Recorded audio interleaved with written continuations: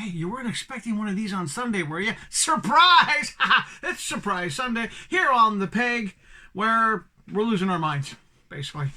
But no. One of the things I want to talk about was when I was a kid growing up, we had Saturday cartoons, we had Sunday funnies. You know, nowadays kids don't have that. I mean, how many people even still buy a newspaper? When was the last time you actually saw a newspaper that wasn't like business or this? But that was the whole thing about weekends when you were a kid. That's why most of us big kids buy toys now, because we're trying to capture that, that feeling of this is fun, this is childhood memories, or some other kind of wonderful satisfaction. Because we had that growing up. We had that, wasn't everything like instant gratification. Here's a computer, go on the computer, watch this, watch that. No, we had to actually, in some ways, work for it. We had to basically do our chores to get Saturday so we could watch our cartoons. And cartoons like Snoopy. Oh, that's right. Snoopy also had toys. I've had Snoopy in my collection for quite some time. And, just one of these wonderful toys. And people would get these things and they would play with them. I mean, there's some articulation, but really nothing.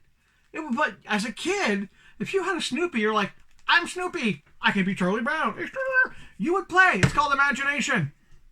It's the same thing, too, with the newspapers. One thing about newspapers that got kids reading, and this is something I think people don't realize, newspapers used to have these pages, one page on the Monday to Fridays, and on the Saturday or Sundays, you'd have funnies. But what they had was comic strips. Stuff like Pogo. Now, Pogo was a little bit political, but this is what got people reading. And you've been looking forward to, especially the weekend.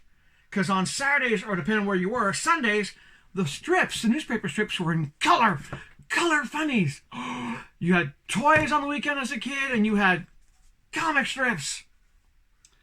Yeah.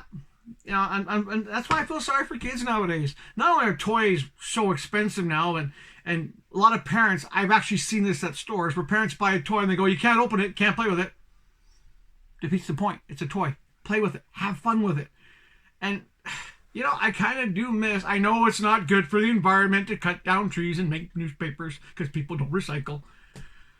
But funny thing was, we used to recycle back in those days. You take newspapers, you would basically wrap books with them to protect them and so forth. But that's a topic for another day. So I'm just saying, if you're out there and you see these old toys, don't just go, oh, that's corny. Well, who is that? Do some research. You might actually find that you might actually like having a Snoopy on your shelf. You might actually enjoy picking up a tray of some old newspaper strips. And you read them, you realize this is still actually applicable to today, some of the satire in here.